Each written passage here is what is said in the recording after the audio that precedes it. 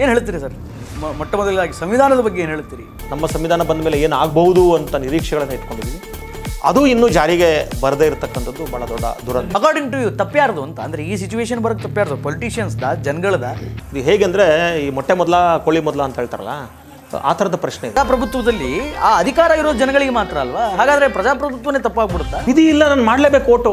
ಸಂವಿಧಾನ ರಚನೆ ಮಾಡಿರುವಂತಹ B.R. ಅಂಬೇಡ್ಕರ್ ಅವರ ಬಗ್ಗೆ ಜಾತಿ ಇಲ್ಲದಂಥ ದೇಶಗಳಲ್ಲಿ ಎಲ್ಲಾದರೂ ಹುಟ್ಟಿದ್ರೆ ಅವರು today you could have become a world phenomena. Congress ಅವರು ಅಂಬೇಡ್ಕರ್ ಅವರಿಗೆ ನಾವು ಗೌರವ ಕೊಡ್ತೀವಿ, ಸಂವಿಧಾನಕ್ಕೆ ಗೌರವ ಕೊಡ್ತೀವಿ ಅಂತ ಹೇಳ್ತಾ ಇದ್ದಾರೆ. ಯಾಕೆ ಅಂದರೆ ಇವತ್ತು ಅಂಬೇಡ್ಕರ್ ಇಲ್ಲದೆ ಇವತ್ತು ರಾಜಕಾರಣ ಮಾಡೋಕ್ಕಾಗಿಲ್ಲ ಅವರು. ಅಂದರೆ ಗಾಂಧಿ ಅವರಿಗೂ ಮತ್ತು ಅಂಬೇಡ್ಕರ್ ಅವರಿಗೂ ಭಿನ್ನಾಭಿಪ್ರಾಯಗಳಿತ್ತು, ವೈಮನಸ್ಸು. ಅವ್ರು ಆದಿಕ್ಕೂ ಇವ್ರು ಇದಕ್ಕೆ ಇಬ್ಬರು ಒಂದಾಗ್ಲಿಕ್ಕೆ ಸಾಧ್ಯನೇ ಇಲ್ಲ. ಇದೇ ಕಾರಣಕ್ಕೆ ಅಂಬೇಡ್ಕರ್ ಅವರನ್ನ ದೂರ ಇಟ್ಟರು ಕಾಂಗ್ರೆಸ್ನವರು. ಕಾಂಗ್ರೆಸ್ ಪಕ್ಷದವರು ಆಯ್ಕೆ ಮಾಡೋ ಹಾಗೆ ಸನ್ನಿವೇಶವನ್ನು ಅಂಬೇಡ್ಕರ್ ಸೃಷ್ಟಿ ಮಾಡಿದ್ರು. ಅಲ್ರಿ, ಮಾತಿದ್ರೆ ಗಾಂಧಿವಾದಿಗಳೆಲ್ಲ ನಾವು ದಲಿತರ ಪರ, ನಾವು ದಲಿತರಿಗೆ ಹಾಗೆ ಮಾಡ್ತೀವಿ ಹೀಗೆ ಮಾಡ್ತೀವಿ ಅಂತ ಹೇಳ್ತಾರೆ.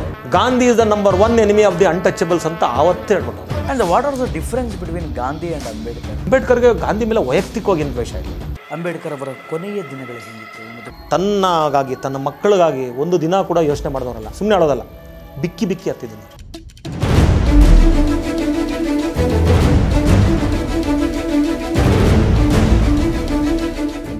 ನಮಸ್ಕಾರ ಸ್ನೇಹಿತರೆ, ನಾನು ನಿಮ್ಮ ಹರಿರಾಮ್. ಏನು ಲೋಕೇಶ್ ಸಿಗಡಿ ಅವರ ಸಾರಥ್ಯದಲ್ಲಿ ಸಮಗ್ರ ನ್ಯೂಸ್ ಎನ್ನುವಂಥ ಒಂದು ಚಾನಲ್ ಭಾಳ ಅದ್ಭುತವಾಗಿ ಮೂಡಿ ಬರ್ತಾ ಇದೆ.